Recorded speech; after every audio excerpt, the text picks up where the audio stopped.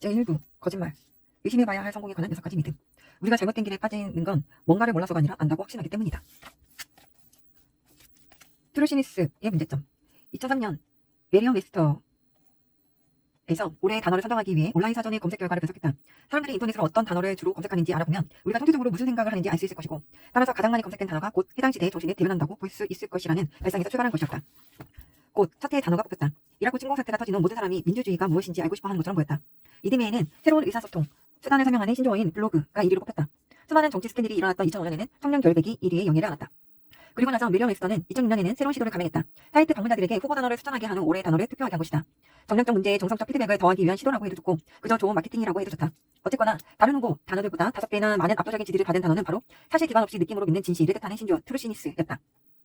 이는 코미디언 스티브 콜버트가 자신의 코미디쇼 더 콜버트 리포트의 첫 방송에서 만들어낸 말이다. 24시간 뉴스, 끊임없이 불평을 해대는 라디오 토크쇼, 객관적인 편집자가 존재하지 않는 블로그에 둘러싸인 정보의 시대에 트루시니스라는 단어는 우발적이거나 심지어 의도적인 거짓도 어느 정도 진실스럽게 들리기만 한다면 우리가 진실로 받아들이는 모든 현상을 뜻한다.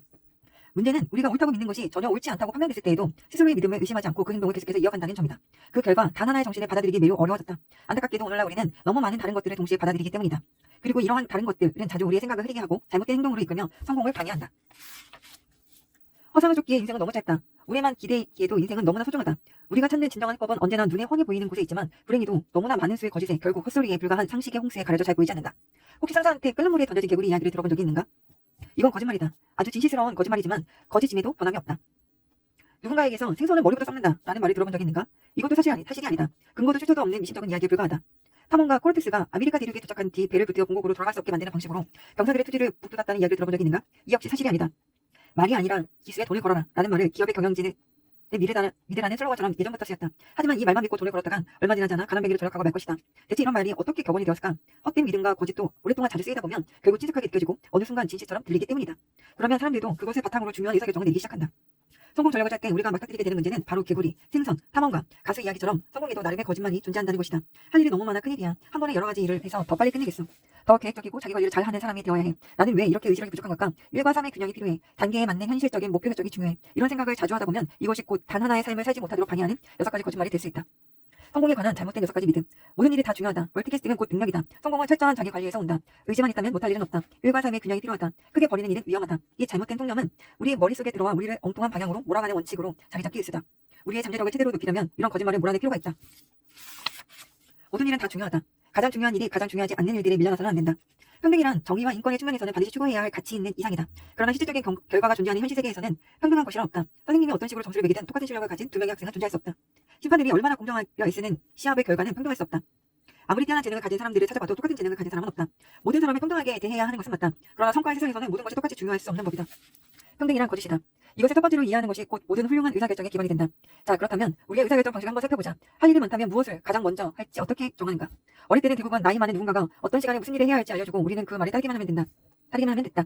아침 먹을 시간이다. 학교 갈 시간이다. 숙제할 시간이다. 집안일을 도울 시간이다. 목욕할 시간이다. 잘 시간이다. 등처럼 말이다.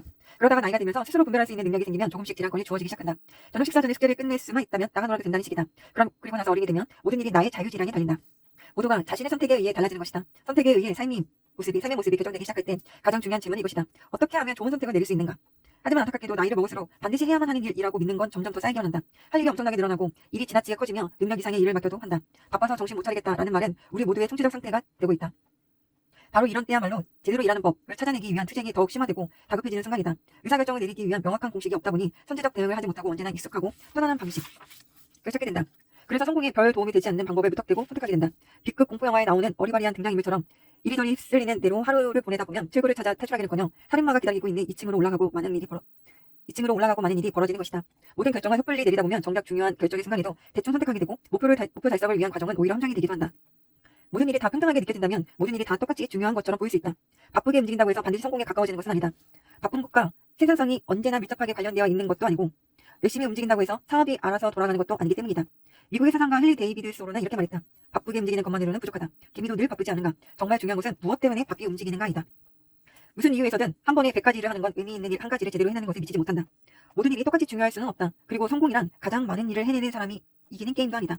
그런데도 우리 대부분은 왜 그런 식으로 게임을 하고 있다. 할 일 목록 대신 성공 목록을 만들어라. 할 일 목록은 시간 관리와 자기 개발 사업의 기본 원칙과도 같다. 우리의 욕구와 다른 이들의 바람이 사방에서 날아들다 보면 잠시 정신이 들 때마다 충동적으로 종이 쪼가리에 할 일을 쭉 적거나 메모장에 계획을 나열하게 된다. 플래너 역시 매일, 매주, 매월 해야 할 일을 적고 관리하는 귀중한 도구다. 스마트폰에는 할 일을 관리하는 어플리케이션이 넘쳐나고 컴퓨터 소프트웨어 프로그램은 그것들을 자동적으로 PC에도 저장한다. 어디로 고개를 돌리든 모두가 각종 목록을 만들라고 우리를 부추기는 것만 같다.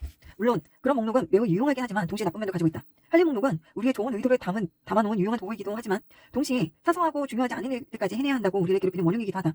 단지 그것들이 목록에 적혀있다는 이유만으로 말이다. 그래서 우리 대부분은 할 일 목록과 애증관계에 있다.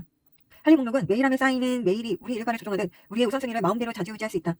대부분의 메일함은 중요한 일인 척하는 중요하지 않은 이메일로 넘쳐난다. 어떤 것이 얼마나 중요한지 생각하지 않고 이메일을 받을 순서대로 처리하고 있지는 않은가.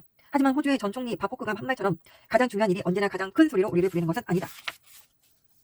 성공하는 사람들은 이와 다르게 행동한다. 그들은 꼭 해야 하는 일을 잘 알아보는 해안을 가지고 있다. 그들은 잠시 시간을 내어 무엇이 중요한지 결단을 내리고는 바로 그 일을 중심으로 하루 일과를 운영한다. 성공하는 사람들은 다른 일들이 나중에 하려고 하는 일을 먼저 하고 다른 일들이 먼저 하려는 일을 뒤로 때로는 무기한으로 미룬다. 이 둘의 차이는 의도가 아니라 방식의 옳고 그름이다. 성공하는 사람들은 언제나 뚜렷한 우선순위를 가지고 있다. 단순한 목록에 불과한 할 일 목록은 우리를 엉뚱한 길로 인도할 수 있다. 할 일 목록은 단순히 우리가 해야 하는 일이라고 생각하는 것들을 적어둔 것뿐이다. 목록의 가장 위에 있는 것은 그저 가장 먼저 떠올린 것에 불과하다. 할 일 목록에는 본디 성공이라는 의도가 빠져있다. 사실 대부분의 할 일 목록은 그저 생존 목록, 즉 그날 우리와 삶을 버텨낼 수 있게 해주는 목록일 뿐 각각의 날의 성공적인 삶으로 이어주는 디딤돌이 될 수는 없다. 할 일 목록을 하나씩 지우는데 오랜 시간을 보내고 쓰레기통을 꽉 채우고 책상을 깨끗이 비운 상태로 하루를 마감하는 것은 우쭐해야 할 일이 아니다. 성과와도 아무런 관련이 없다. 우리는 할 일 목록 대신 성공 목록을 만들어야 한다. 남다른 성과를 내기 위해 의도적으로 만든 목록만이다. 할 일 목록은 긴 경우가 많지만 성공 목록은 짧다. 할 일 목록은 당신을 여기저기로 잡아끌지만 성공 목록은 구체적인 한 방향으로 이끌어준다. 할 일 목록은 어지럽게 적힌 명당이지만 성공 목록은 잘 정돈된 지시사항이다. 성공을 염두에 두고 목록을 만들지 않으면 그것이 당신을 성공으로 데려다주지 못할 것이다. 당신의 할 일 목록에 별의별 것이 다 적혀 있다면 그건 당신이 원하는 바로 그것만 빼고 다른 모든 곳으로 당신을 데려갈 것이다. 그렇다면 성공적인 사람은 평범한 할 일 목록을 어떻게 성공 목록으로 바꾸는가? 할 일이 그렇게 많다면 특정한 날, 특정한 시점에 어떤 일이 가장 중요한지 어떻게 알 수 있는가? 조지푸드란의 뒤를 따르기만 하면 된다. 성공에 필요한 불평등한 분배. 1930년대 말 제너럴 모터스의 관리자들은 훗날 놀라운 결과를 가져올 아주 흥미로운 발견을 한다. 사용하던 카드 리더가 말이 안 되는 소리를 출력하기 시작한 것이다. 고장난 컴퓨터를 살펴보던 중 그들은 우연히 비밀 메시지를 암호화할 방법을 찾아냈다. 당시 이것은 매우 중요한 일이었다. 제1차 세계대전 당시 독일의 악명 높은 이니그마 암호 장치가 등장한 이래로 암호를 만들고 해석하는 일은 국가 안보는 물론이고 대중의 호기심 면에서도 아주 중요하게 여겨졌기 때문이다. GM의 관리자들은 우연히 만들어낸 이 같은 암호가 해독 불가능하다고 믿었다. 그러나 단 한 명. 당시 회사를 방문한 웨스턴 일렉트릭의 컨설턴트만이 이에 반기를 들었다. 그는 암호를 해독해 보겠다고 자원했고 밤늦게까지 해독에 몰입하더니 결국 다음날 새벽 3시에 암호를 해석해냈다. 그의 이름은 조지프 M. 주란이었다. 주란은 훗날 이 일을 더 어려운 암호를 해독하고 과학과 기업계에 큰 공헌을 한 시작점이라고 불렀다. 그가 암호 해독에 성공하자 GM의 한 임원이 그에게 임원 보상 프로그램에 대한 연구를 검토해달라고 요청했다. 당시에는 세상에 그리 잘 알려지지 않았던 이탈리아의 경제학자 비프레도 파레토의 공식을 따라 만든 것이었다. 파레토는 19세기에 이탈리아의 소득 분배에 대한 수학적 모델을 만들었는데 20%의 사람이 전국 토지의 80%를 소유하고 있다고 주장했다. 부가 공평하게 분배되지 않은 것이다. 파레토의 말에 따르면 부는 예측 가능한 방식에 따라 한 곳에 집중되어 있었다. 품질관리 분야의 개척자로서 몇몇 개의 문제가 대부분의 결함을 만들어낸다는 사실을 알고 있던 주라는 파레토가 주장한 불균형이 자신의 경험과 일치하는 것을 넘어 보편적인 법칙이 될 수도 있다는 생각을 하게 되었다. 파레토가 관찰한 것이 그의 예상에도 더 거대한 것이 될 수 있었다. 그의 예상보다도 더 거대한 것이 될 수 있었다. 훗날 이 분야를 성장하게 될 즉 품질관리 지침서를 쓰는 동안 주라는 주요한 수소와 사소한 다수라는 이 개념에 짧은 이름을 지어주고 싶었다. 그는 원구성 많은 사파 중 하나의 불평등한 분배에 대한 파레토의 법칙이라는 설명을 붙였다. 불평등한 분배에 대한 파레토의 법칙. 결과적으로 파레토의 법칙은 중력의 법칙만큼이나 현실적인 것으로 밝혀졌지만 여전히 많은 사람들은 그 중요성을 심각하게 받아들이지 않는다. 이는 단순한 이론이 아니다. 개연성 높고 예측 가능한 자연의 확실성이자 지금껏 발견된 가장 훌륭한 생산성의 진실 중 하나다. 리차드 코드의 80대 20 법칙을 보면 그 내용이 잘 정리되어 있다. 80대 20 법칙은 소수의 원인, 입력 또는 노력이 보통 다수의 결과 혹은 출력 혹은 보상으로 이어진다고 주장한다. 달리 말해 성공의 세상에서 평등한 건 없다는 말이다. 몇몇 소수의 원인이 대부분의 결과를 만든다. 제대로 된 인풋 하나가 대다수의 아웃풋을 만들어낸다. 선택적 노력이 거의 모든 성과를 창조한다. 파레토는 우리에게 매우 뚜렷한 방향을 제시한다. 당신이 원하는 것 중 대부분은 당신이 실천하는 몇 개의 일에서 비롯될 것이다. 남다른 성과는 생각보다 훨씬 적은 수 행동에서 나온다. 그렇다고 숫자에 집착할 필요는 없다. 파레토의 이론은 불평등을 기초로 한 것이고 이것이 80대 20이라는 비율로 표현되었을 뿐이다. 상황에 따라 비율은 다양하게 달라질 수 있다. 90대 20, 성공의 90%가 20%의 노력에서 나올 수도 있고 70대 10이나 60대 5가 될 수도 있다. 단 이 비율 모두가 근본적으로는 같은 원칙에서 나온다는 것을 잊으면 안 된다. 주란의 통찰이 훌륭한 이유는 모든 것이 똑같이 중요하지 않음을 깨달았다는 데 있다. 어떤 일들은 다른 일들보다 중요하다. 때로는 아주 많이 중요하다. 할 일 목록에 파레토의 원칙을 적용할 때 비로소 성공 목록이 된다. 80대 20 원칙은 내 사회생활에서 가장 중요한 성공 원칙 중 하나로 자리매김했다. 이것은 주란과 마찬가지로 내가 살면서 지속적으로 목격한 여러 현상들을 잘 설명한다. 내 경우에도 몇 가지 소수의 아이디어가 성과의 대부분을 만들어냈다.